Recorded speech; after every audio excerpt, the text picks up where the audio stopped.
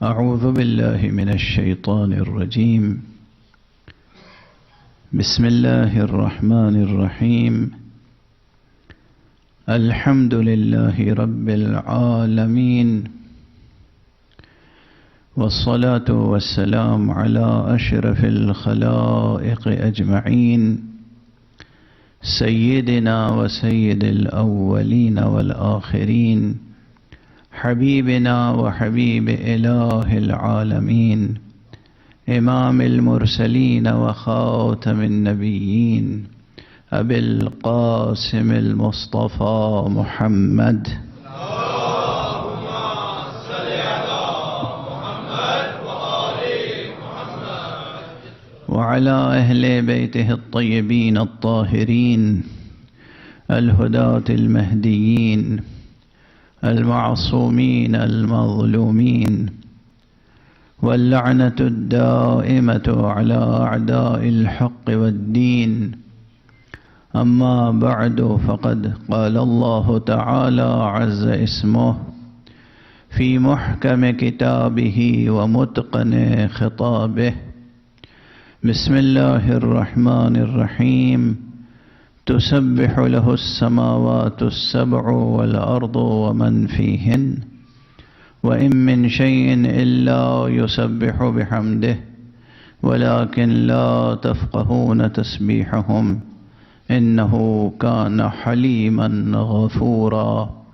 صدق الله العلي العظيم.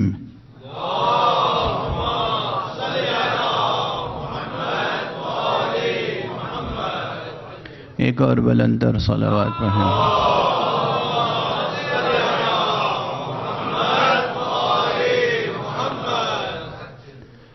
قرآن مجید اپنی پوری شان اعجاز کے ساتھ آپ کے ذہنوں کو مخاطب کر رہا ہے اور ایک عظیم موضوع کی طرف متوجہ کر رہا ہے.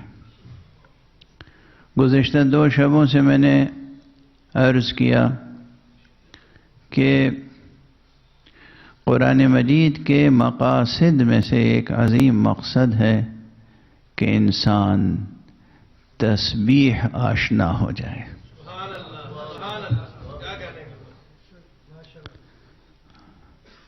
تسبیح باری، تسبیح خالق، توحید حق صمدی سے آشنا ہوں اور اس کی تسبیح کے آداب سے آشنا ہوں، تسبیح کی حقیقت سے آشنا ہوں. یہ قرآن مجید کے مقاصد میں سے ایک عظیم مقصد ہے. اور تسبیح کی حقیقت کی طرف قرآن مجید میں بار بار مختلف مواقع پر توجہ دلائی گئی، تذکرہ کیا گیا. 7 سورے قرآن مجید میں ایسے ہیں کہ جو تسبیح کے ذکر سے شروع ہوتے ہیں، جنہیں مسبحات کہتے ہیں. اور برسبیل تذکرہ اہل توفیق اور اہل طاعت کے لیے ذکر کرتا ہوا آگے بڑھوں. جن لوگوں کو شوق ہو، جن لوگوں کو ذوق ہو، جن لوگوں کو یہ حوصلہ ہو کہ وہ اللہ کی معرفت اور محبت کی راہ میں آگے بڑھنا چاہتے ہوں، تو ان کے لیے یہ ایک دستور العمل ہے کہ روزانہ شب میں سونے سے پہلے وہ یہ سورہ مسبحات کی تلاوت کر لیا کریں. خود رسول اللہ صلی اللہ علیہ وآلہ وسلم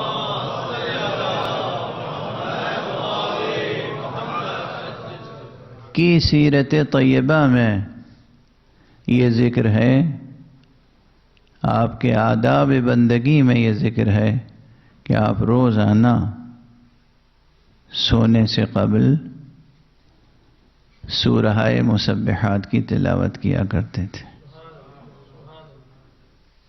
اب اس میں اختلاف ہے کہ مسبحات سبع یعنی 7 سورے یا 6 یا 5، لیکن بہرحال کم سے کم 5 سورے تو پڑھنے ہی چاہیے، اور اگر 6 پڑھیں تو بہتر ہے، اور اگر اس ترتیب سے پڑھیں کہ ہفتے کے 6 دن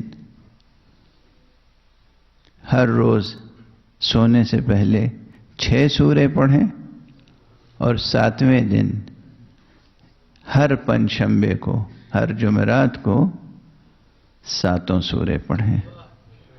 اگر اس دستور العمل پر کوئی کاربند ہو جائے تو اس دنیا سے اٹھے گا نہیں جب تک کہ حضرت امام زمانہ کوئی زیارت نہ کر لے۔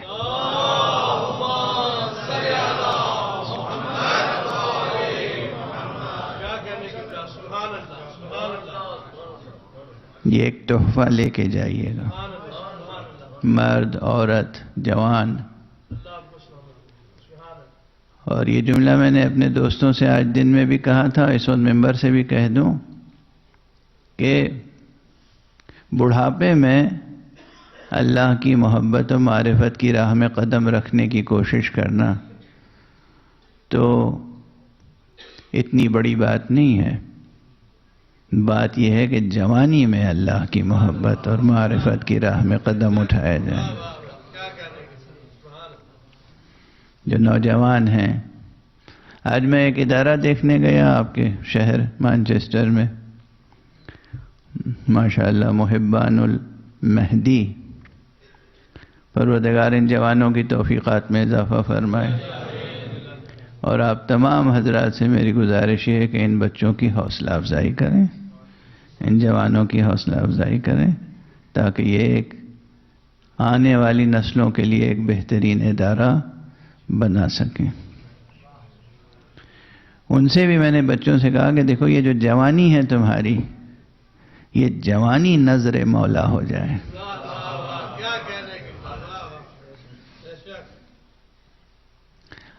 اب بات آ گئی تو عرض کرتا چلو، ہم لوگ یہاں بڑی بڑی باتیں اللہ سے مانگتے ہیں، اور اللہ کی خدمت میں نظر کرنے کے لیے کیا لاتے ہیں؟ چھوٹی چھوٹی چیزیں۔ معلومہ شیرینی پہ نظر دلا دی، سبحان اللہ، شیرینی پہ نظر دلائی اور قبلہ صحیح فرما رہے ہیں اور خود ہی کھا لی۔ بڑی بڑی چیزیں اللہ سے مانگتے ہو اور اللہ کی بارگاہ میں نظر دینے کے لیے کیا لاتے ہو؟ حلوائی کی دکان اور دادا جی کا فاتحہ۔ بارگاہ الہی میں نظر کرنے کے لیے سوائے جان نفیس کے اور کوئی شے نہیں۔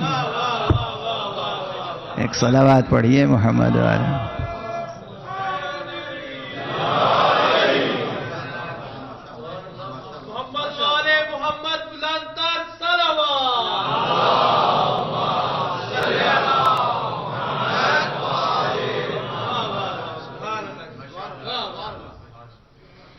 بات یہی ہے کہ بیدار تو ہوں، اویئرنس تو ہو۔ یہ کون سی تہذیب ہے جس سے وابستہ ہو گئے؟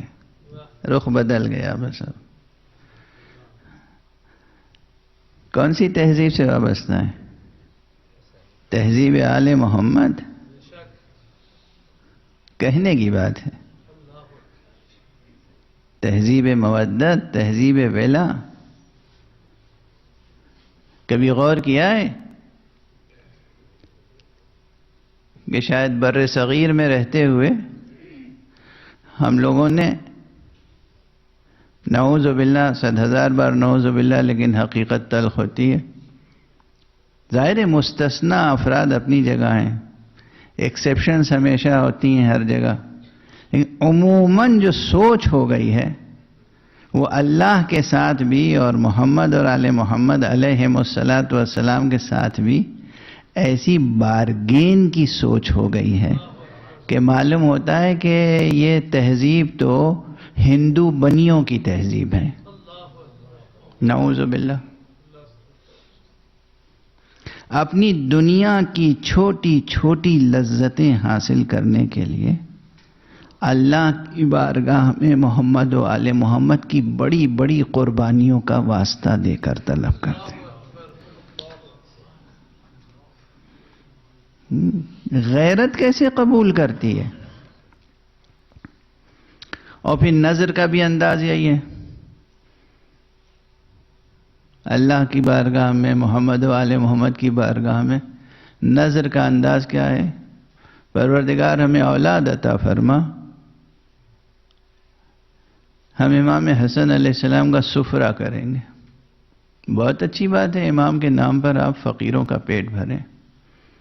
سفرے کے معنی کیا ہوتے ہیں؟ چیریٹی، دسترخوان، لنگر، بہت اچھی بات ہے، اس کی مخالفت نہیں کر رہا ہوں، ہونا چاہیے، مگر یہ لنگر نعمت اولاد کے مقابلے میں بہت چھوٹی چیز ہے۔ نظر تو یہ ہونی چاہیے، پروردگار ایک لائق بیٹا عطا کر اور ہمیں یہ توفیق دے کہ ہم وہ بیٹا نظر کر سکیں تیری راہ میں۔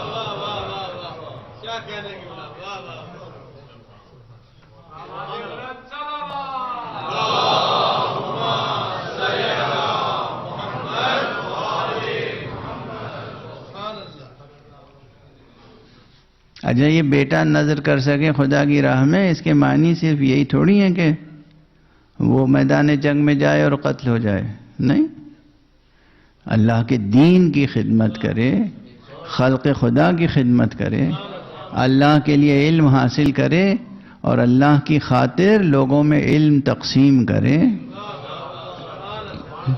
پوری زندگی وہ بیٹے کو تاکید کی جائے، دیکھو ہم نے تمہیں اللہ سے مانگا ہے، آقا حسین کے نام پہ مانگا ہے، پوری زندگی کچھ بھی کرنا، آقا حسین کو فراموش نہ کرنا، ان کی راہ میں خدمت کرنا، ان کی محبت میں زندگی بسر کرنا۔ یہ تھوڑی کہ اللہ سے مانگا بیٹا حسین کے نام پر اور اسے دنیا داری میں لگا دیا اور آقا حسین کے نام پہ مٹھائی لا کے اور نظر دے دی۔ کون سا ذوق ہے یہ؟ کس طرف جا رہے ہیں؟ ان رہ کے تو میروی بے ترکستان است۔ یہ جس طرف آپ جا رہے ہیں یہ راستہ خانہ کعبہ کی طرف نہیں جا رہا ہے، ٹرکی کی طرف جا رہا ہے۔ یہ مسئلہ ہے فارسی کی بہت مشہور ہے۔ اب دیکھیے آ گئی یہ باتیں تو تھوڑی سی اس انداز سے بھی سن لیا کیجئے۔ صلوات پڑھیے محمد والے۔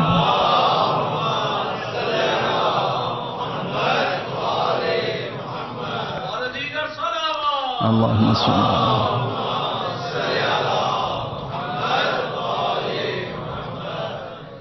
دو باتیں میں اکثر عرض کرتا ہوں اور یہ دو باتیں لوگوں کی سمجھ میں نہیں آتی۔ کہتے ہیں ترقی، کون سی ترقی چاہتے ہیں مولانا صاحب؟ اگر کسی قوم میں ترقی کا تصور بھی نہ ہو تو اس سے زیادہ زوال و پستی کی نشانی کیا ہوگی؟ جو لفظ ترقی نہ سن سکے۔ دو جہتوں میں ترقی لازم ہے۔ پہلی بات یاد رکھیے گا، یہ جملہ میرے اصل موضوع تسبیح سے بھی جڑا ہوا ہے۔ پہلی بات، ہمیں بحیثیت انسان ارتقاء کا سفر طے کرنا ہے، بحیثیت حیوان نہیں، بحیثیت انسان۔ یہاں بہت سے ڈاکٹر حضرات تشریف فرما ہیں مجمع میں، یہ اس فرق کو سمجھائیں گے آپ کو کہ بحیثیت حیوان اور بحیثیت انسان دونوں میں کیا فرق ہے۔ ایک چھوٹا سا جملہ کہہ دوں، بحیثیت حیوان کتنی ہی ترقی کریں زمین ہی پر رینگتے رہیں گے، بحیثیت انسان ترقی کریں گے تو زمین پر رہتے ہوئے آسمان پہ حکمرانی کریں گے۔ ایک صلوات پڑھیے محمد۔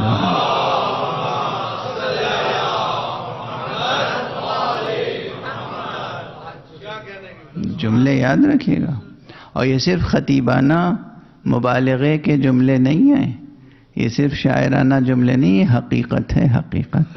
اگر علم عرفان اور علم سیر و سلوک، اگر عشق خدا اور معرفت خدا عشق محمد و آل محمد و معرفت محمد و آل محمد کے ساتھ زندگی بسر کرے انسان تو وہ زمین پر رہتے ہوئے آسمان پہ حکومت کرتا ہے.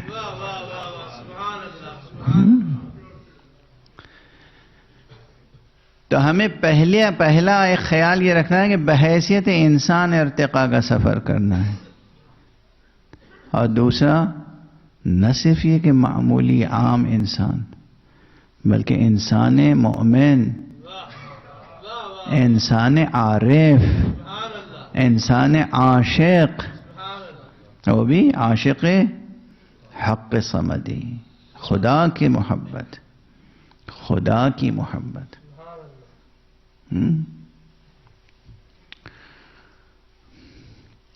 اب یہاں ایک موضوع اہم ہے، وہ عرض کروں چونکہ یاد دہانی بھی کرا دی ہے میرے عزیز نے. دیکھیے یہ جو مجلسیں منعقد کرتے ہیں آپ، یہ جو عزاداری ہے، یہ کوئی معمولی میراث نہیں ہے، یہ غیر معمولی ثقافتی اور تہذیبی میراث ہے. اہل توحید و ولا کی ثقافت کا حصہ ہے عزاداری. ارباب توحید و ارباب ولا کی تہذیب اور ثقافت کا ایک عظیم حصہ ہے عزاداری. اس جملے کو سمجھنے کی کوشش کیجیے گا اور یاد رکھیے گا.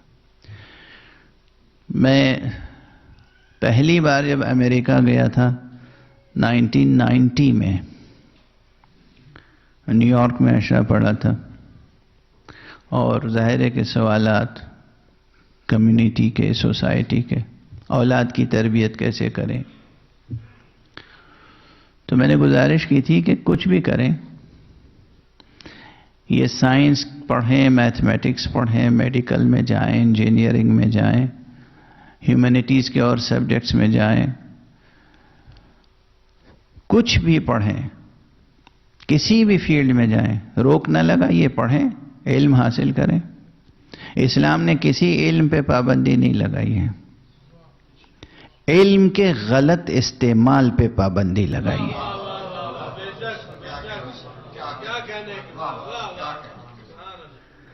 اسلام نے کسی علم پر پابندی نہیں لگائی ہے، علم کے غلط استعمال پر پابندی لگائی ہے. علم حاصل کریں بچے، اور انہیں دو چیزوں کا خیال رکھیے بچوں کی تربیت کے لیے. ہر گھر کا مسئلہ ہے یہ. پوچھتے ہیں ہم کیا کریں کہ بچے یہاں کے ماحول میں گم نہ ہو جائیں. بس دو کام کریں. ایک کام یہ کہ آپ بچوں پہ واز نہ کریں، خود اپنے کو اپنے واز کا نمونہ بنا کے پیش کریں.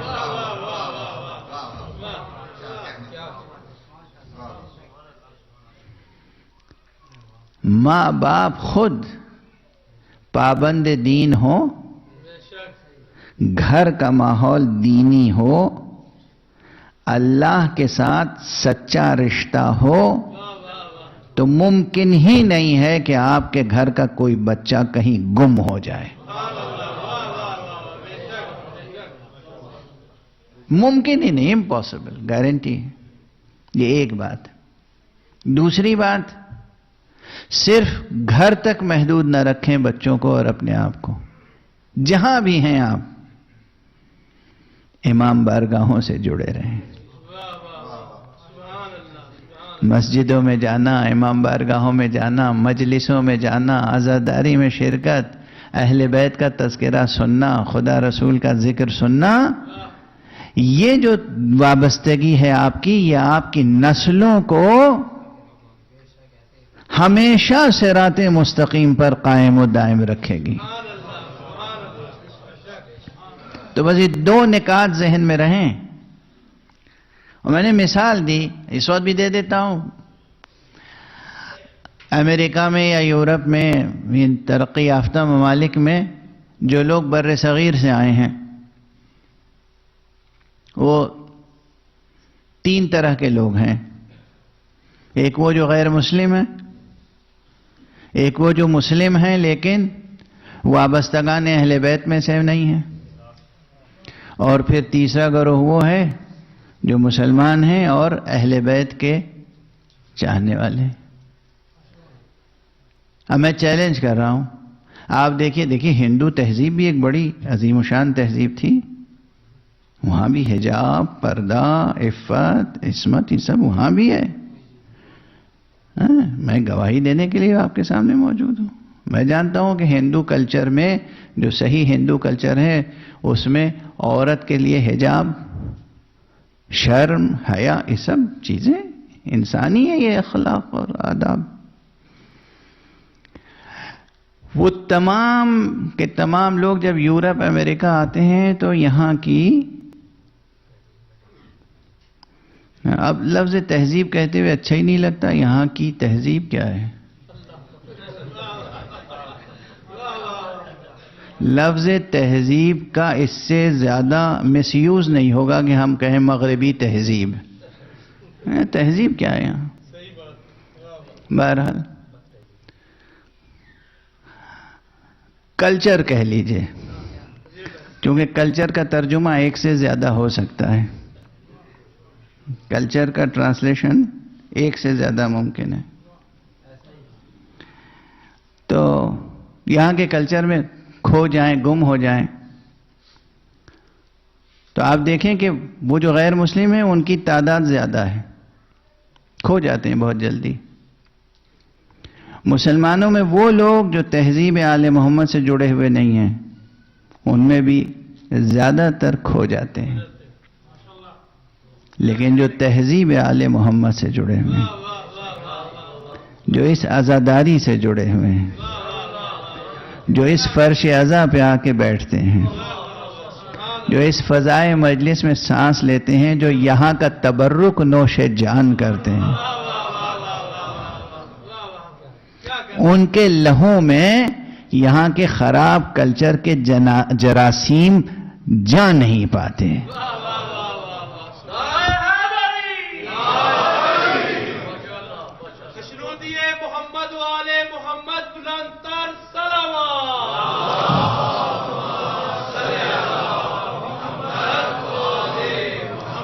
یہ عمومی صورتحال یہ ہے. ظاہر ایکسیپشن ہر جگہ ہے، ایسے کوئی بدقسمت ہوگا، شقی ہوگا جس کے یہاں گمراہی آ گئی ہوگی، لیکن عموماً پرسنٹیج آپ نکالیں، ریسرچ کریں، فیلڈ ریسرچ کریں، فیلڈ اسٹڈی کریں، آپ دیکھیں گے کہ وہ طبقہ مسلمانوں کا جو حضرات محمد و آل محمد کے ذکر سے جڑا رہتا ہے،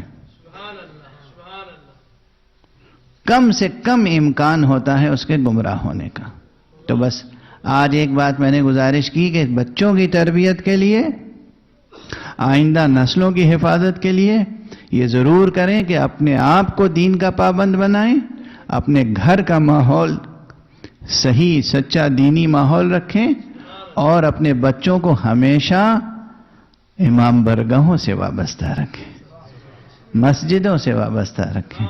یہاں لے کے آئیں گے، آپ اس در سے وابستہ کر دیں گے تو وہ کبھی در بدر بھٹکیں گے نہیں.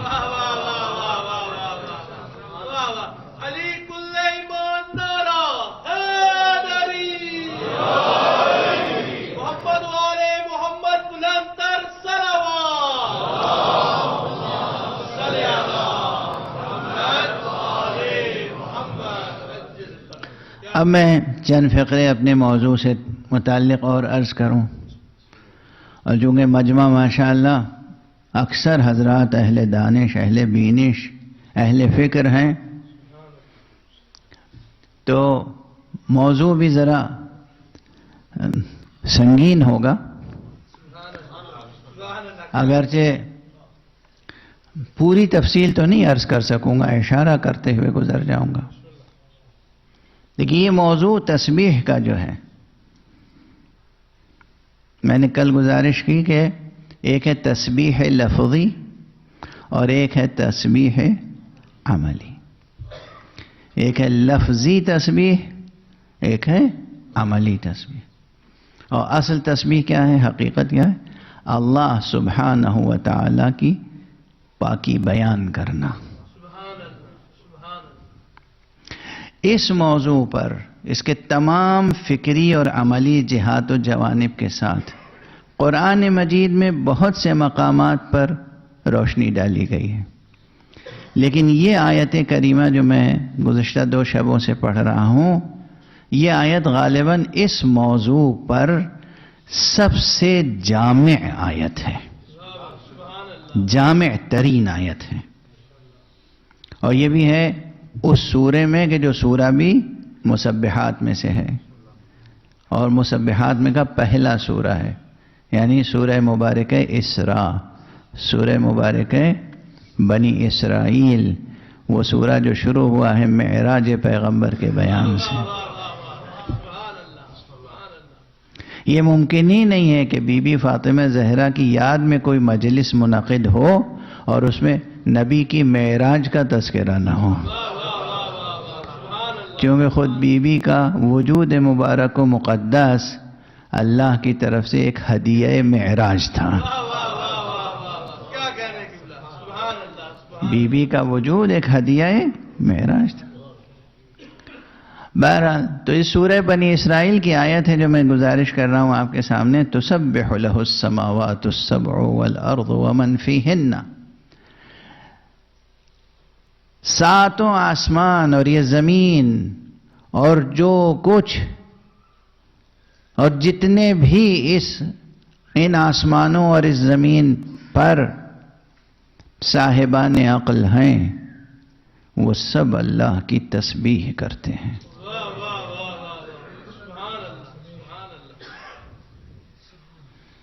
اور پھر کیا کہا گیا؟ وَإِن مِّن شَيْءٍ إِلَّا يُسَبِّحُ بِحَمْدِهِ، اور کوئی شے ایسی نہیں ہے کہ جو اس کی تسبیح نہ کرتی ہو. وَلَكِنْ لَا تَفْقَهُونَ تَسْبِيحَهُمْ، لیکن تم ان کی تسبیح سمجھتے نہیں ہو. اب دیکھیں یہاں سمجھنے کے لیے لفظ کیا آیا ہے؟ لا تفقہون، لا تفقہون. یہ تفقہون اسی روٹ ورڈ سے ہے جس سے فقہ ہے اور فقیہ ہے. اللہ بھی چاہتا ہے کہ آپ فقہ سے وابستہ رہیں اور فقیہ بننے کی کوشش کریں. یہ فقہ اور فقیہ قرآنی لفظ ہیں. وَلَكِنْ لَا تَفْقَهُونَ تَسْبِيحَهُمْ، لیکن تم ان کی تسبیح کو سمجھتے نہیں ہو. إِنَّهُ كَانَ حَلِيمًا غَفُورًا، اور اللہ تو اس کی ذات ہمیشہ سے حلیم ہے اور غفور ہے. وہ بہت بردبار ہے، بہت حلیم ہے، بہت بزرگوار ہے اور غفور ہے. خوب مغفرت کرنے والا ہے، خوب تمہاری خطاؤں کو معاف کرنے والا ہے، خوب تمہارے عیوب کی پردہ پوشی کرنے والا ہے. اب وقت محدود ہے اور میں اس انداز سے کبھی پڑھتا نہیں ہوں. آپ جانتے ہیں کہ ایک مضمون ہے اور بس تیزی سے پڑھ کے گزر جاؤں بے پرواہ ہو کر کہ آپ سمجھ رہے ہیں یا نہیں سمجھ رہے ہیں. مجھے تو اپنا ایک آموختہ سنانا ہے، وہ تو میرا انداز نہیں ہے. تو اس لیے یہ ہوتا ہے کہ بات کم سے کم کسی حد تک منتقل ہو، اطمینان ہو کہ ہاں کوئی بات منتقل ہوئی. تو اس لیے ٹھہر ٹھہر کے گفتگو کرنی پڑتی ہے. یہ آیت خدا کی قسم اگر اس پہ 10 دن تک لگاتار گفتگو ہو تب جا کے کچھ کھلے گی. کیونکہ جب ہم کسی آیت قرآنی پہ گفتگو کرتے ہیں تو ایک پہلا مسئلہ یہ ہے کہ اس کے الفاظ، اس کی عبارت، یعنی اگر آپ کا لٹریری ٹیسٹ بیدار ہے جو کہ ہونا چاہیے تو پھر آپ قرآن مجید کی شان اعجاز فصاحت و بلاغت پر بھی تو غور کریں گے. محبوب کا کلام ہے تو جو بات کہی گئی ہے وہ بھی اہم ہے، جس طرح کہی گئی ہے وہ بھی اہم ہے. اور ہمارے آپ ایک یہ کہ کسی نے آپ کے سامنے دسترخوان سجا کے رکھ دیا اور کہا آئیے بھائی کھائیے، تو آپ کو ذرا جھٹکا لگے گا کہ یہ آئیے کھائیے، کیا ہم بھوکے تھے؟ کہ ہم بس کھانے کے لیے آئے تھے؟ اور کسی نے کھانے کے جو سامان سامنے رکھے اور اس کے بعد کہا کہ بھائی کچھ ذوق فرمائیے، کچھ تناول فرمائیے. اب یہ کچھ ذوق فرمائیے، کچھ تناول فرمائیے، اس میں اور کھائیے، اس میں کتنا فرق ہے؟ جو یہ سمجھے کہ ایک ہی بات ہے اس کے فہم و فراست پہ زبان و ادب کا سلام. اور کیا کہیں گے؟ اب سمجھ لیجئے کہ سلام کے بھی کتنے معنی ہوتے ہیں. ایک صلوات پڑھ دیجئے محمد.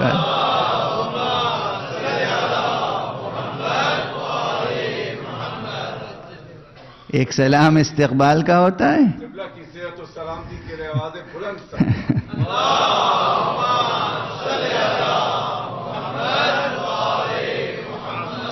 ایک سلام استقبال کے لیے ہوتا ہے، ایک سلام دعائیہ ہوتا ہے، ایک سلام وداعیہ ہوتا ہے. تو بہرحال کیا بات کہی گئی اور کس انداز سے کہی گئی. کچھ معنویت لفظوں میں ہوتی ہے، کچھ معنویت الفاظ کی ترکیب میں ہوتی ہے، اور کچھ معنویت ان الفاظ و تراکیب کے لہجے میں ہوتی ہے. اور جو خالق متعال ہے اسی لیے جب کسی سے گفتگو کرتا ہے جبرائیل کے واسطے کے بغیر تو پھر ہر لہجے کو اختیار نہیں کرتا، کسی علی کے لہجے کو اختیار کرتا.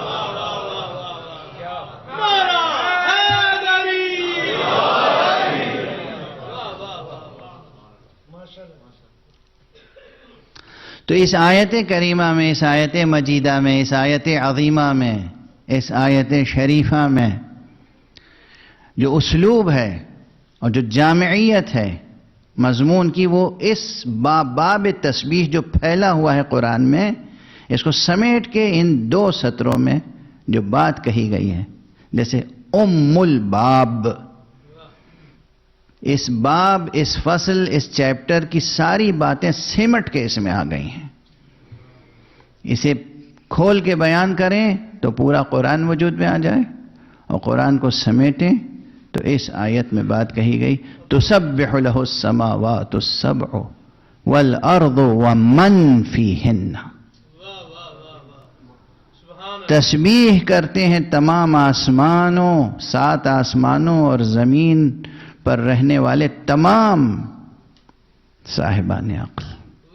اس آسمانوں میں رہنے والے اور زمین میں رہنے والے تمام صاحبان. یہ میں صاحبان عقل کیوں کہہ رہا ہوں؟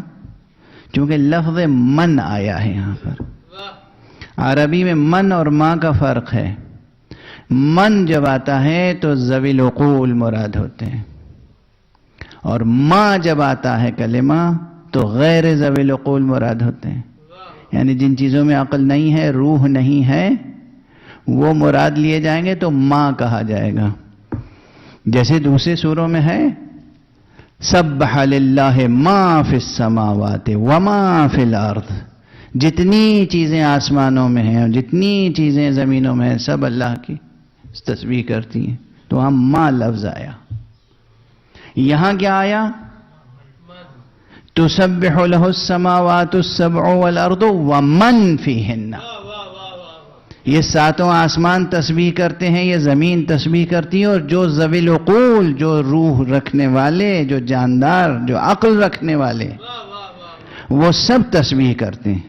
تو پہلے عقل رکھنے والوں کی تسبیح کا ذکر ہوا، اور پھر یہ خیال پیدا نہ ہو کہ صرف عقل رکھنے والے تسبیح کرتے ہیں، صرف روح رکھنے والے تسبیح کرتے ہیں.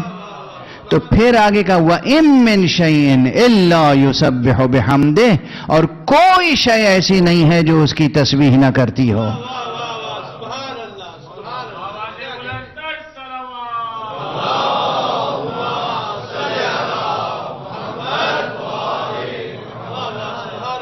یعنی جو زیرو ہیں، جو صاحبان عقل ہیں، صاحبان شعور ہیں، صاحبان فہم ہیں، صاحبان نطق ہیں، جن میں ناطقیت کا وصف پایا جاتا ہے، وہ بھی تسبیح کرتے ہیں، اور جو ناطقیت کا وصف نہیں رکھتے وہ بھی.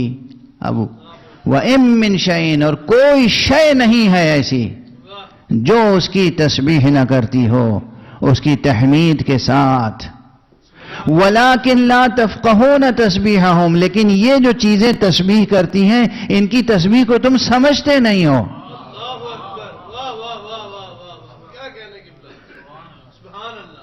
دیکھیے ایک کے بعد ایک چیپٹر کھل رہا ہے نا. عقل والوں کی تسبیح. اب اگر یہ بحث ہو کہ تسبیح میں پہلے ذکر ہوا تسبح لہ السماوات السبع، ساتوں آسمان اس کی تسبیح کرتے ہیں. آسمان کیسے تسبیح کرتے ہیں؟ والارض، اور زمین تسبیح کرتی ہے. زمین کیسے تسبیح کرتی ہے؟ ومن فیہن، اور جتنے جاندار صاحبان عقل اس میں ہیں آسمانوں اور زمینوں میں، یہ سب تسبیح کرتے ہیں. بھئی یہ کیسے تسبیح کرتے ہیں؟ اور ان جانداروں میں کتنے اصناف اور انواع ہیں. ملائکہ کیسے تسبیح کرتے ہیں، جن کیسے تسبیح کرتے ہیں، انس کیسے تسبیح کرتے ہیں. اور اس کے بعد وَإِن مِّن شَيْءٍ إِلَّا يُسَبِّحُ بِحَمْدِهِ، اور کوئی شے ایسی نہیں ہے جو اس کی تسبیح نہ کرتی ہو. یعنی ریگ صحرا بھی تسبیح کر رہی ہے، ریت کے دانے بھی تسبیح کر رہے ہیں، سمندر کے قطرے بھی تسبیح کر رہے ہیں.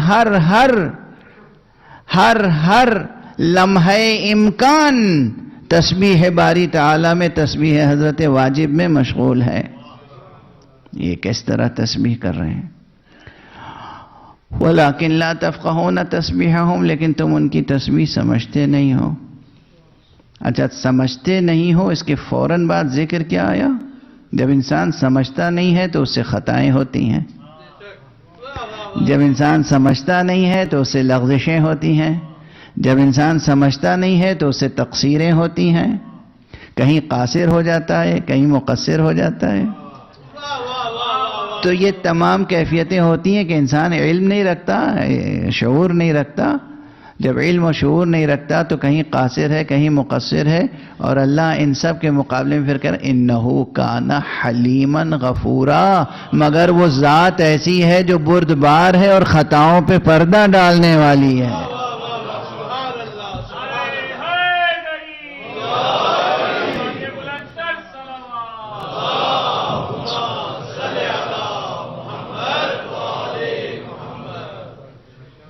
کیا مقام سخن ہے. اچھا اب یہ حقیقت تسبیح کیا ہے؟ چاہے وہ آسمان تسبیح کر رہا ہو، چاہے زمین تسبیح کر رہی ہو، چاہے عقل والے تسبیح کر رہے ہوں، چاہے غیر ذوی العقول، چاہے پتھر کی تسبیح ہو، چاہے پانی کی تسبیح ہو، چاہے درخت کی تسبیح ہو، چاہے شمس و قمر کی تسبیح ہو، چاہے نجوم کی تسبیح ہو، یا ستاروں سیاروں کی تسبیح، یا ریت کے ذروں کی تسبیح، یہ سب تسبیح میں ایک چیز مشترک ہے. سب اپنی اپنی زبان میں یا زبان حال میں اللہ کی بڑائی اور اس کی پاکی بیان کر رہے ہیں کہ وہ منزہ ہے، وہ منزہ ہے. باقی کس چیز سے؟ ہر شے کے لحاظ سے طہارت اور نظافت اور رجس اور کثافت کی نسبتیں بھی الگ الگ ہوتی ہیں. اللہ کی پاکی کس چیز سے؟ جن نجاسات کا تصور ہم اپنی زندگی میں کرتے ہیں، کیا یہ نجاستیں ذات باری تعالیٰ کے تعلق سے متصور ہیں؟ نہیں. تو پھر اللہ سبحانہ و تعالیٰ کی ذات گرامی ہر کمی اور ہر کمزوری سے پاک ہے. اللہ سبحانہ و تعالیٰ کی ذات گرامی ظلم نہیں کرتی، ظلم سے بلند تر ہے. وہ عادل ہے، ظالم نہیں ہے. مہربان ہے، لیکن اس کی مہربانی اس کو عدل کرنے سے نہیں روکتی.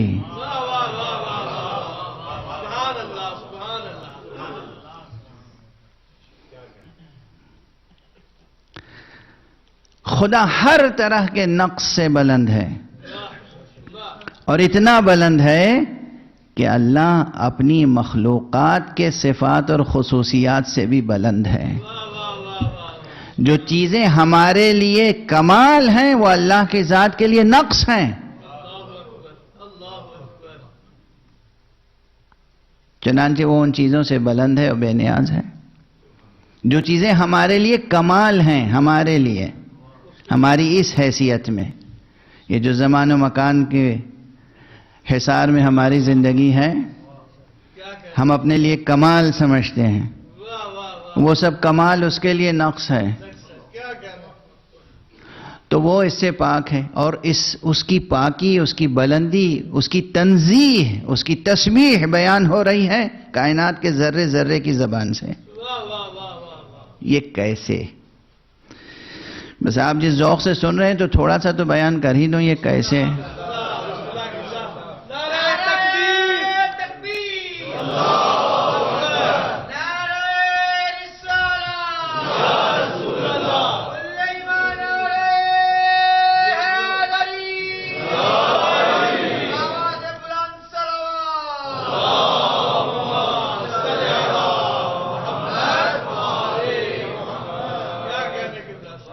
دیکھیے ایک بات پہ غور کیجئے گا. آپ اپنی فطرت، آپ انسان ہیں ذی روح اور ذی عقل. آپ عقل بھی رکھتے ہیں، روح رکھتے ہیں، اور عقل ہوتی ہی وہاں ہے جہاں روح ہوتی ہے. کیونکہ عقل جو ہے وہ روح انسانی کا ایک بعد ہے، ایک ڈائمنشن ہے، اسی کا ایک کمال ہے. روح انسانی کا ایک کمال ہے جسے کہتے ہیں عقل. تو جہاں عقل نہیں ہے، وہاں جہاں روح نہیں ہے وہاں عقل بھی نہیں ہے.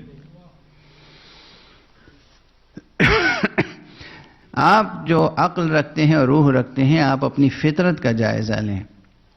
تو آپ اپنی فطرت میں دیکھیں گے کہ کثافتوں سے آپ کو نفرت ہے، نظافت و طہارت سے آپ کو محبت ہے. کسی آلودہ فضا میں آپ کو بٹھا دیا جائے، دم گھٹنے لگے گا، جی چاہے گا اس فضا سے باہر نکلیں اور صاف ستھری ہوا میں سانس لیں. یہ صاف ستھری ہوا میں سانس لینے کا فطری جذبہ کہاں سے آیا؟ اب جو لوگ سگریٹ پیتے ہیں برا نہ مان جائیں. جہاں بیٹھ کے لوگ کسی ہال میں، کسی کمرے میں سگریٹ پی رہے ہوں، وہاں مجھ جیسے انسان کو لے جائیے تو معلوم ہوتا ہے کہ دم گھٹ جائے گا. یعنی سگریٹ کی بو، سگریٹ کا دھواں، وہ آلودگی ایک طرح کا پولوشن ہے نا، ایک طرح کی آلودگی ہے. وہاں سے جی چاہے گا فوراً نکلو باہر فضا میں، کھلی فضا میں، سبززار میں چلو، چمن میں چلو، جہاں تر و تازہ ہوا ہو، جہاں پولوشن نہ ہو. اچھا یہ میری ہی صفت تھوڑی ہے. یقین جانیے جو لوگ خود سگریٹ کے عادی ہیں ان کے اندر بھی یہ صفت ہوتی ہے.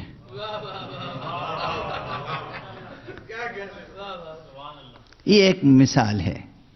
اس مثال کو سامنے رکھ کے اور بہت سی مثالیں آپ دے سکتے ہیں کہ جہاں بھی انسان کو آلودگی، پولوشن، کثافت، گندگی نظر آتی ہے، انسان وہاں سے نکلتا ہے اور صاف ستھری، نظیف، لطیف، طاہر فضا میں جاتا ہے.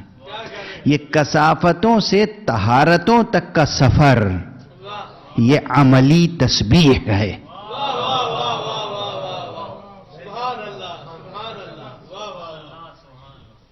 اچھا یہ بات اگر سمجھ میں آ رہی ہے تو پھر یہ دیکھیے کہ یہ صفت صرف آپ کے اندر نہیں ہے. ذرا سی توجہ رکھیے گا. آپ تو شعوری طور پر یہ سفر اختیار کرتے ہیں. اس کائنات موجود میں ہر شے میں یہ صفت ہے کہ وہ کثافت کو لطافت میں بدلتی ہے. کاش یہ بات پوری طرح منتقل ہو جائے. یہ زمین، انسان اس کے اوپر کتنی کثافتیں ڈالتا ہے، لیکن یہ زمین اور کثافت کو چھوڑ دیا جائے تو کچھ دنوں کے بعد کثافت نظر نہیں آتی.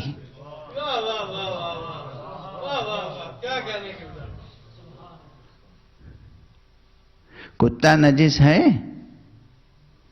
کتا اگر مر جائے اسے چھوڑ دیجئے تو کچھ دنوں کے بعد یا مٹی بن جائے گا، خاک ہو جائے گا، یا نمک کی کان میں ڈال دیجئے نمک بن جائے گا۔ تو جو نجس تھا وہ پاک بن گیا۔ اس کائنات میں کوئی پروسیس ایسا نہیں ہے جو پاک کو نجس بناتا ہو۔ ہر جگہ یہ پروسیس نظر آتا ہے کہ نجس کو پاک کا بناتا ہے۔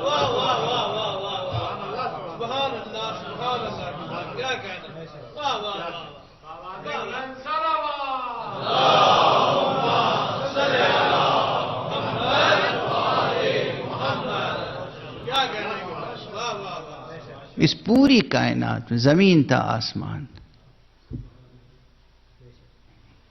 کچھ چیزیں ہیں ایسی جن کی بنا پہ نجاستیں وجود میں آ جاتی ہیں، کچھ دنوں کے بعد فطرت کے حوالے کر دیجئے تو نجاستیں مٹ جاتی ہیں، طہارت ہی طہارت باقی رہتی۔ اس کائنات میں، اس پوری کائنات میں نجاست مٹتی رہتی ہے، طہارت وجود میں آتی رہتی ہے۔ اس پوری کائنات میں نجاست مٹ جاتی ہے، طہارت غالب آ کے رہتی ہے۔ اور اسی لیے ہم مطمئن ہیں کہ شجرہ ملعونہ خبیثہ کثیفہ نجسہ جتنی بھی ترقی بظاہر اس دنیا میں کرے اور مضبوط ہو جائے، اس کا تنا یا اس کی جڑیں یا اس کی شاخیں، لیکن بہرحال شجرہ طیبہ غالب آ کے رہے گا۔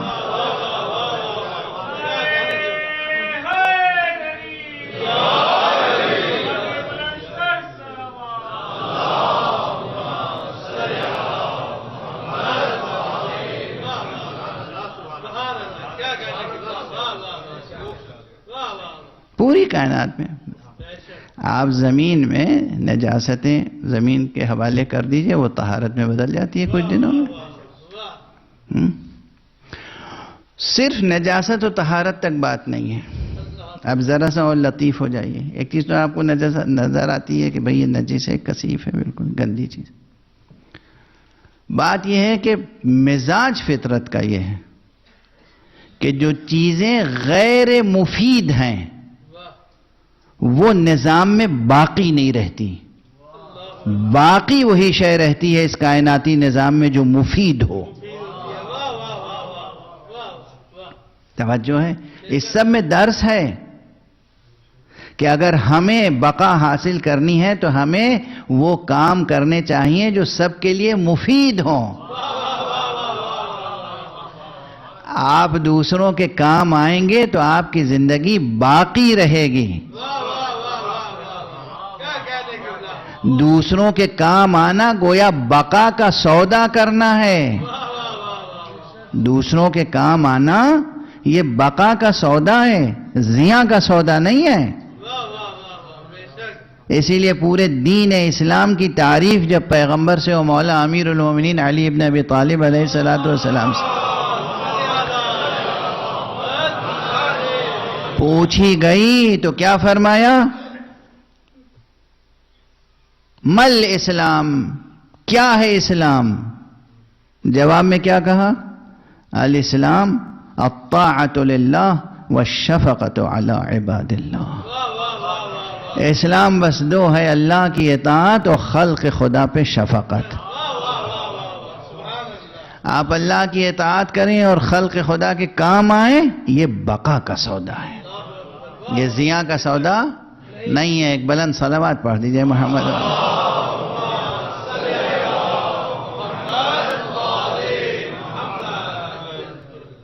بس میں دو ایک باتیں اور عرض کروں گا اور آج دامن بیان کو سمیٹ دوں گا۔ تو بہرحال یہ یاد رہے کہ طہارت اور نجاست سے اوپر اٹھ کر پھر یہ بات کہاں جاتی ہے؟ مفید و غیر مفید تک۔ جو چیز غیر مفید ہے، جو چیز فائدہ مند نہیں ہے، کام آنے والی نہیں ہے، وہ مٹ جاتی ہے، نظام کائنات میں باقی نہیں رہتی۔ نظام کائنات میں باقی ہی وہ چیز رہتی ہے جو کام آنے والی ہے۔ کسی بھی چیز کی اسٹڈی کر لیجئے، ٹھوس یعنی یہ جو سائنسی حقائق ہیں ان سے لے کر اور اعتباریات تک، حقائق سے اعتباریات تک، اس کائنات کا نظام اس نے بنایا. یہ کون سا نظام ہے کہ غیر مفید مٹ رہا ہے، مفید باقی ہے؟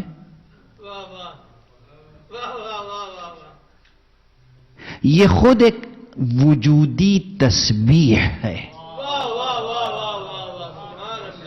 کثافت مٹ رہی ہے، طہارت پروان چڑھ رہی ہے. غیر مفید مٹ رہا ہے، مفید پروان چڑھ رہا ہے باقی. یہ ہے وجودی تسبیح، نزاہت. کام نہ آنا حسن ہے، کام آنا حسن ہے. کام نہ آنا کوئی کمال ہے، کام نہ آنا عیب ہے، کام آنا کمال ہے. تو جو چیز کام نہیں آنے والی ہے مٹ جاتی ہے، جو چیز کام آنے والی ہے وہ باقی رہتی ہے. آسمانوں سے لے کے زمینوں تک، زمین کی گہرائیوں تک آپ دیکھیں گے یہی صورتحال ہے. اپنی کونیاتی حقیقت اور کونی حقیقت میں، اپنی تکوینی حقیقت میں، اپنی تکوین میں، اپنے وجود میں، اپنی ہستی میں، اپنی ماہیت میں ہر شے کچھ نہیں ہے بجز تسبیح الہی.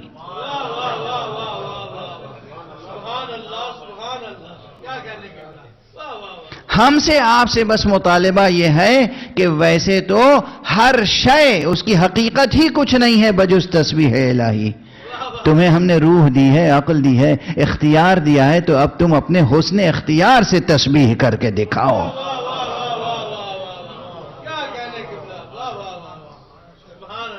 تم اپنے ارادے سے، اپنی چاہت سے، اپنی محبت سے تسبیح پروردگار کر کے دکھاؤ. دنیا کو بتاؤ کہ تمہارا رب کیسا ہے. دنیا کو بتاؤ کہ حضرت باری سبحانہ و تعالیٰ کے صفات کیا ہیں. تم بتاؤ کہ تمہارا معبود کیسا ہے. تم بتاؤ. یہ بتانا دنیا کو اور موجودات کو کہ ہمارا معبود، ہم جس کو سجدہ کرتے ہیں، ہم جس کا کلمہ پڑھتے ہیں، ہم جس کی عبادت کرتے ہیں، وہ ہر طرح کی کمزوری اور نقائص سے پاک اور پاکیزہ و منزہ ہے. وہ باطل کو قبول نہیں کرتا، وہ حق ہی کو قبول، خود حق ہے اور حق ہی کو فروغ بخشتا ہے. یہ ہے تسبیح کا عمل. اور اس حقیقت کو مجسم جس نے کیا اور جس کے حوالے سے اللہ سبحانہ و تعالی نے اپنے پیغمبر کے ذریعے سے اس حقیقت تسبیح کو ہر کلمہ گو تک پہنچایا ہے، اس ذات گرامی کا نام فاطمہ زہرا ہے.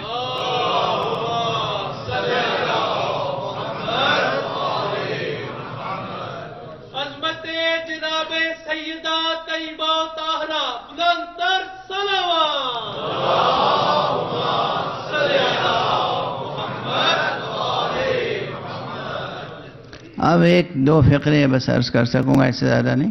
خود لفظ فاطمہ، اس کی معنویت کیا ہے؟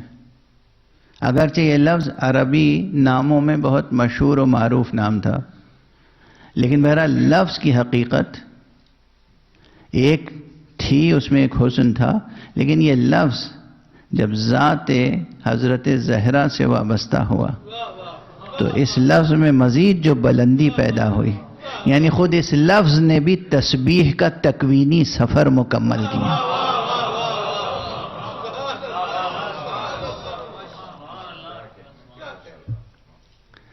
اب دو تین فقرے عرض کر دوں.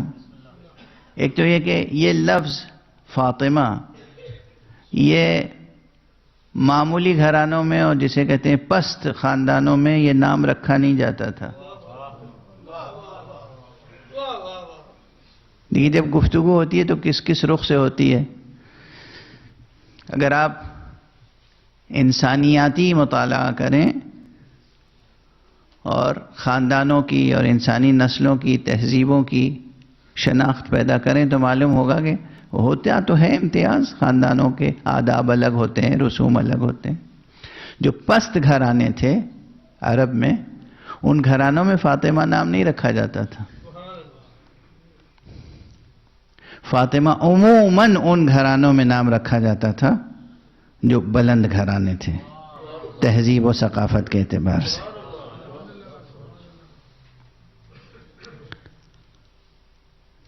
اچھا، اس کا سبب کیا تھا؟ سبب یہ تھا کہ عربوں میں تو بچیوں کو زندہ دفن کر دیا جاتا تھا. لڑکوں کو زندہ رکھتے تھے اور بچیوں کو مار دیتے تھے، دفن کر دیتے. فاطمہ کہتے تھے اس خاتون کو جس کی اولاد دودھ پی کر رضاعت کا زمانہ پورا کر کے دودھ چھڑائی جسے کہتے ہیں، اس منزل تک پہنچ جائے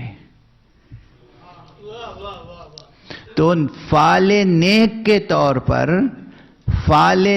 کے طور پر بچیوں کا نام فاطمہ رکھا جاتا تھا. بڑے خاندانوں میں جہاں بچیوں کو زندہ درگور نہیں کیا جاتا تھا، وہاں عموماً بچی کو نہ صرف یہ کہ پالا جاتا تھا بلکہ اس کا نام فاطمہ رکھا جاتا تھا، اس فعال نیک کے طور پر کہ انشاءاللہ یہ بچی بڑی ہوگی اور خود صاحب اولاد ہوگی اور یہ پھر دودھ چھڑائی کی رسم اس کے گھر میں ہوگی. تو لفظ فاطمہ آتا تھا اس لیے کہ جو ماں بچے کی رضاعت کے بعد بچے کا دودھ چھڑائے، یعنی اس کا بچہ بھی 2 برس کا ہو جائے، پروان چڑھے، اس کو کہتے تھے فاطمہ. اب اس میں ایک چیز تھا، دودھ چھڑائی میں دودھ کو چھڑانا یعنی ترک کرنے کا مفہوم تھا. واضح ہے؟ دیکھیں لفظوں میں کتنی نزاکتیں ہوتی ہیں تہ بتہ. تو ایک معنی یہ آئے کہ فاطمہ، فاطمہ، اس کے معنی ہے کسی شے سے جدا کرنا. تو عام عورتوں کے لیے جب نام فاطمہ آئے تو اس کے معنی تھے کہ بچے کو دودھ پینے سے جدا کرنا. جب بی بی کے ہاں یہ آیا تو اس کے ایک سے زیادہ معنی پیدا ہوئے. جب بی بی جناب زہرا کو فاطمہ کہا گیا تو ایک معنی اس کے یہ ہوئے کہ یہ وہ بی بی ہے کہ دنیا کے انسانوں کی عام عقلیں اس کو سمجھنے سے قاصر ہیں.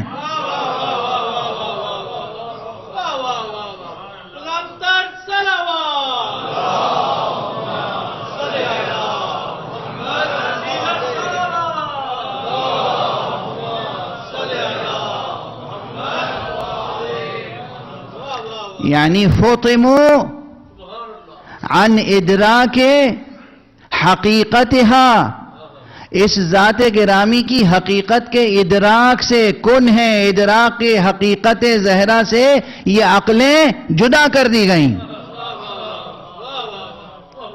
عام عقلیں کوئی ایسا بشر نہیں ہے جو ذات گرامی زہرا کو سمجھ سکے. یہ ایک معنی. دوسرے معنی، ہاں سمجھ سکے یا نہ سمجھ سکے لیکن جو پھر بھی اس ذات سے وابستہ ہو جائے اس پر تجلی اسم فاطمہ کیا ہے؟ کہا کہ اس لیے کہ فاطمہ یہ وہ فاطمہ ہے کہ جس نے اپنے چاہنے والوں کو آتش دوزخ سے جدا کر دیا.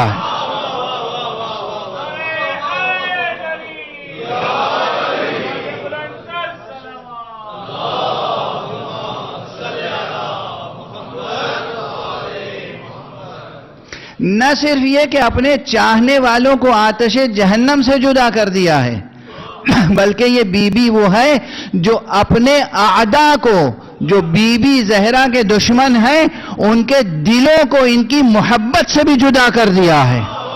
ممکن نہیں ہے کہ کوئی عدو زہرا کے دل میں، عدو خدا کے دل میں، عدو دین کے دل میں، دشمن دین کے دل میں زہرا کی محبت بھی پیدا ہو جائے. اسی لیے تعجب نہ کیجئے گا، دنیا میں 2 قسم کے لوگ ملیں گے. کچھ وہ ہیں کہ جو بی بی زہرا سلام اللہ علیہا کے نام نامی پہ فدا ہونے کے لیے تیار ہیں، اور کچھ وہ ہیں کہ کچھ بھی ہو جائے مگر بی بی کی محبت ان کے دل میں پیدا نہیں ہوتی، بی بی سے انس پیدا نہیں ہوتا، بی بی کے نام نامی سے مانوس نہیں ہوتے. کیوں؟ یہ ان کی وجودی شقاوت ہے. گویا یہ شقاوت ہے، یہ شقاوت ہے. اچھا خود یہاں دیکھیے، جو عدو ہے، عدو دین، عدو خدا، فاسق، بے دین، اس کے لیے کیا ہوا؟ جدا کر دیا محبت زہرا سے. یہ تسبیح. یہ عملاً تسبیح ہے. جدا کر دیا. جو کثیف ہے اسے جدا کر دیا. جو رجز ہے نجس ہے اسے جدا کر دیا. محمد والے محمد بلند تر صلوات. کیا کہنے کی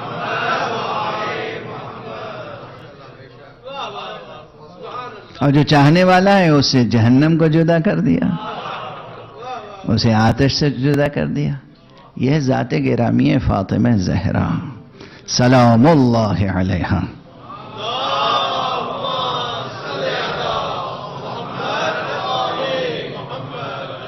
اور اسی لیے بیوی کا احترام، بیوی کی محبت، بیوی کا مقام، بیوی کا مرتبہ. ہم آپ کیا ہیں جن کے لیے پیغمبر اپنی جگہ سے کھڑے ہو جاتے ہیں. پیغمبر خاتم النبیین، امام المرسلین، خاتم النبیین، امام المرسلین، رحمت عالم، وہ جن کے لیے کہا گیا ہے اور بجا کہا گیا ہے کہ بعد از خدا بزرگ تو یہ قصہ مختصر. اللہ کے بعد سب سے عظیم ذات مصطفیٰ کی ہے. وہ ذات جناب فاطمہ زہرا کے لیے احترام کے لیے کھڑی ہو جائے، اپنی مسند پہ بٹھائیں، چند قدم آگے بڑھ کے استقبال کریں، ہاتھ پہ بوسہ دیں. کیا مرتبہ ہے بی بی زہرا کا.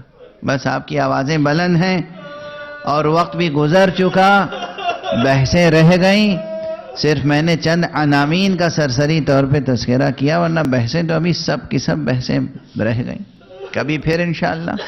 لیکن بس کیا یہ بلند آوازیں کبھی رک سکتی ہیں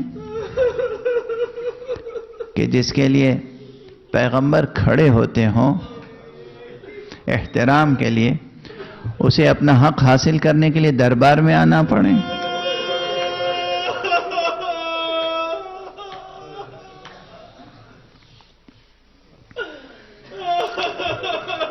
اور وہ بھی دربار میں کس انداز سے آنا پڑا بی بی کو. روز آپ سنتے ہیں، لیکن ان واقعات میں اتنی المناکی ہے کہ گریہ تھم نہیں سکتا، آنسو رک نہیں سکتے، یہ سلسلہ عزا موقوف نہیں ہو سکتا. آپ غور فرمائیے، کتابوں میں یہ روایت موجود ہے کہ حضور کے وصال سے پہلے، شہادت پیغمبر، خود پیغمبر کے وصال سے پہلے، بعض کتابوں میں 8 مہینے اور بعض کتابوں میں ہے 6 مہینے اور بعض کتابوں میں ہے 7 مہینے. بہرحال کم سے کم 6 مہینے، کم سے کم 6 مہینے. رسول روزانہ صبح کے وقت آتے تھے اور در زہرا کو تھامتے تھے. بیوی کے دروازے کو اور کہتے تھے السلام علیکم یا اہل البیت انما یرید اللہ لیذہب عنکم الرجس اہل البیت ویطہرکم تطہیرا. 1 دن نہیں، 2 دن نہیں، 6 مہینے متواتر. ہم آپ، کیا اچھی تہذیب ہے آپ کی، کیا اچھی تہذیب ہے. ہم ہمیشہ جب نماز پڑھتے ہیں، نماز پڑھنے کے بعد اہل بیت کو سلام کرتے ہیں. رسول اللہ 6 مہینے تک صبح کی نماز سے پہلے، صبح کی نماز سے پہلے دروازے پہ آتے ہیں اور سلام کرتے ہیں السلام علیکم یا اہل البیت انما یرید اللہ لیذہب عنکم الرجس اہل البیت ویطہرکم تطہیرا. اب بلا بتائیے کہ جس دروازے کو تھام کے رسول سلام کرتے ہوں، اس دروازے کو جلانے کی کوشش کی. وہ دروازہ بی بی پہ گرایا گیا، اور کس طرح گرایا گیا کہ بی بی کو دیوار و در کے درمیان اس طرح پیس دیا گیا کہ دروازے کی میخیں بی بی کی پسلیوں میں اتر گئیں.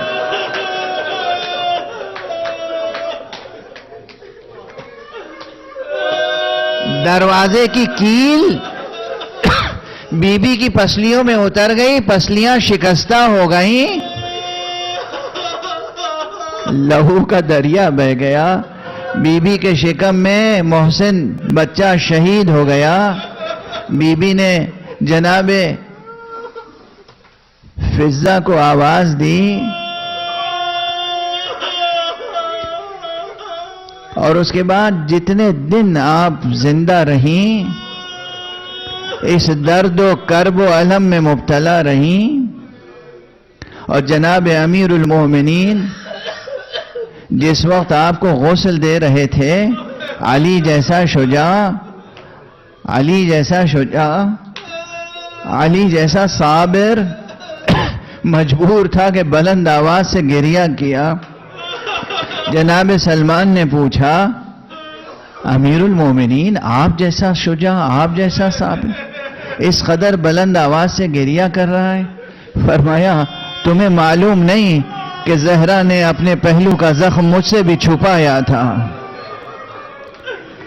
خدا آپ کو کسی غم میں نہ رلائے۔ بس دو ایک فقرے اور عرض کروں، یہ تو مکرر عرض کر دیا میں نے، غالباً کل بھی زبان پہ آ گئے تھے یہ جملے، پرسوں بھی آ گئے تھے۔ بی بی نے اس دنیا کو وداع کہا، اب پوری ذمہ داری امیر المومنین پر آ گئی۔ کس کی؟ حسن کی ذمہ داری، حسین کی ذمہ داری، زینب کی ذمہ داری۔ آقا حسین کا نام آ گیا تو میرے ذہن میں بھی یہ روایت تازہ ہو گئی، آپ کے ذہن میں بھی آ گئی ہوگی۔ آقا حسین نے یوں تھوڑی جناب زہرا کو وداع کیا تھا۔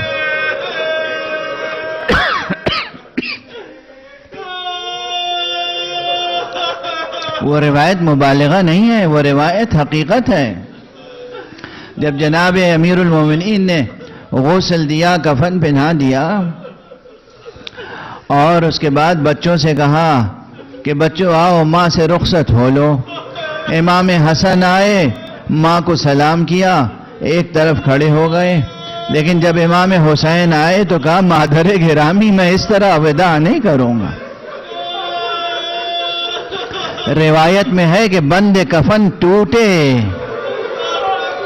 بی بی زہرا کے ہاتھ بلند ہوئے، آواز آئی بیٹا حسین آ بیٹا میرے سینے سے لگ، اجرکم علی اللہ۔ اب میں اکثر کہتا ہوں کہ تمام باتیں روایتوں میں موجود نہیں ہیں، تمام باتیں کتابوں میں موجود نہیں ہیں، کچھ شعراء خطباء اپنے تخیل سے بیان کرتے ہیں۔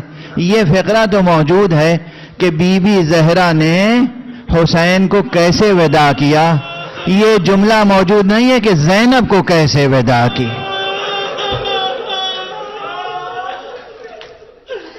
شاید یہ ایسا منظر ہوگا کہ جو قابل تحمل نہیں ہوگا، قابل تحمل نہیں ہوگا۔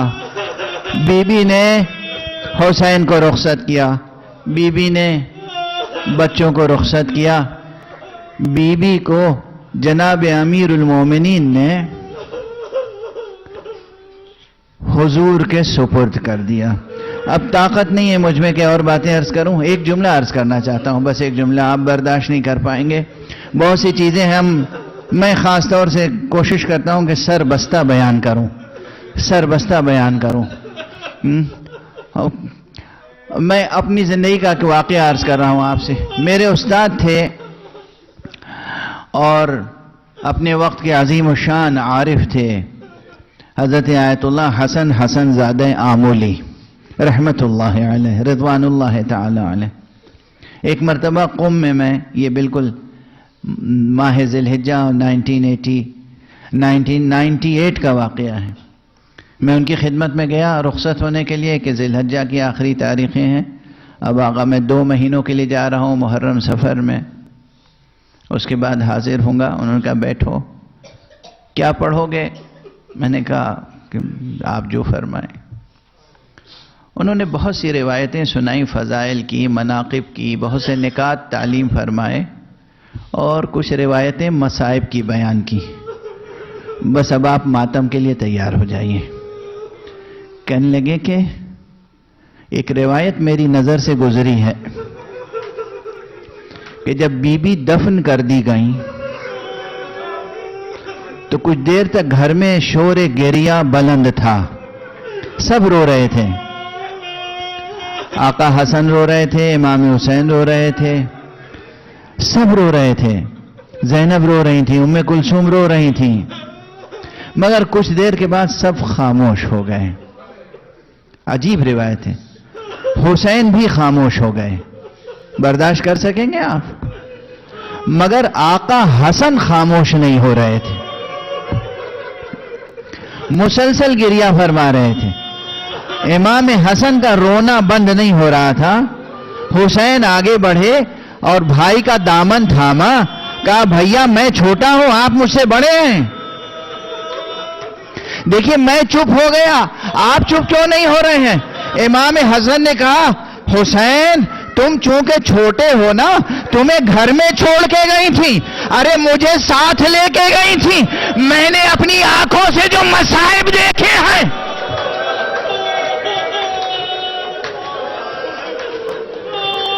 حسین اگر تم نے وہ مصائب اپنی آنکھوں سے دیکھے ہوتے تو تم بھی خاموش نہ ہوتے۔ ارے میں نے دیکھا ہے مادر گرامی کے ساتھ کیا گستاخی ہوئی، اس لیے میرے آنسو نہیں تھم رہے ہیں۔ بی بی مظلومہ بی بی، شہیدہ بی بی دنیا سے رخصت ہو گئی، ماتم کرے پرسا دے، السلام علیک یا رسول اللہ، احسن اللہ لک العزاء فی بنتک الزہراء، یا رسول اللہ اس بیٹی کے غم میں پروردگار آپ کی سوگواری فرمائے۔ انا للہ و انا الیہ راجعون، انا للہ و انا الیہ راجعون، انا للہ و انا الیہ راجعون، رضا بقضائہ و تسلیما لامرہ۔ پروردگار ہمیں علوم قرآن اور معارف اہل بیت سے آشنا فرما، پروردگار ہمیں اپنی تسبیح و تحمید و تحلیل کے لائق بنا دے، پروردگار ہمیں محمد و آل محمد و خصوصاً حضرت زہرا کی ذات گرامی کی معرفت عطا فرما، پروردگار ہمیں اپنے ان نیک مخصوص بندوں، اپنی ان حجتوں کی قدردانی کی توفیق عطا فرما۔ معبود پروردگار ہمارے سروں پر علماء اعلام کا سایہ برقرار رہے، مرجعیات رشیدہ کی حفاظت فرما، پروردگار حضرت آیت اللہ العظمیٰ شیخ بشیر نجفی کی حفاظت فرما، اور بر صغیر کے شیعوں کو توفیق عطا کر سکیں، پروردگار حضرت آیت اللہ العظمیٰ سید سیستانی کی حفاظت فرما، ان کی عمر دراز فرما، پروردگار مقام معظم رہبری کی حفاظت فرما۔ معبود اپنے ولی آخر کو اذن ظہور عطا فرما، اور ان کے ہاتھوں سے اپنی رحمت و رافت و عدالت کا پرچم لہرا دے۔